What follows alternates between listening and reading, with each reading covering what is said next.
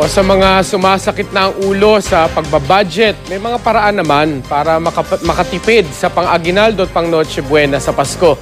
Narito ang ilang tipid tips mula kay Joy Segui. Kadalasan, tiyangge ang takbuhan ng mga naghahanap ng murang pang-aguinaldo.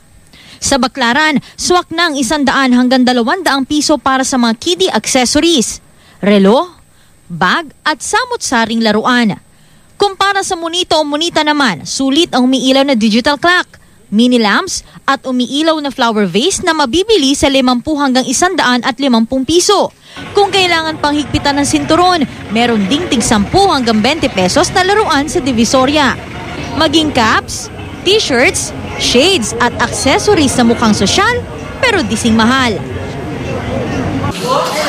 Bukod sa pangregalo, pwede ring madiskartehan ang budget sa Noche Buena. Kung magluluto ng spaghetti halimbawa, gumamit ng longganisa imbes na mamahaling hotdog o sausage. Pwede ring malunggay na lang ang gamitin sa pesto. At para sa dessert, turon na may saging, leche flan at ubing halaya. Di naman daw inaasahang magmamahal ang presyo ng queso de bola, spaghetti noodles at iba pang Noche Buena items ngayong Pasko. Stable din ang presyo ng karne at seafood sa ilang pamilihan sa Maynila, pero posible itong tumaas habang papalapit ang Pasko. Nakabantay naman ang DTI para matiyak na tama ang presyo ng mga bilihin. Sa gitna ng pakikipagtawaran, nag-iingat naman ang mga tindera sa mga peking pera. Ayon sa Bangko Sentral, mas high-tech na mga namimeke ng pera ngayon.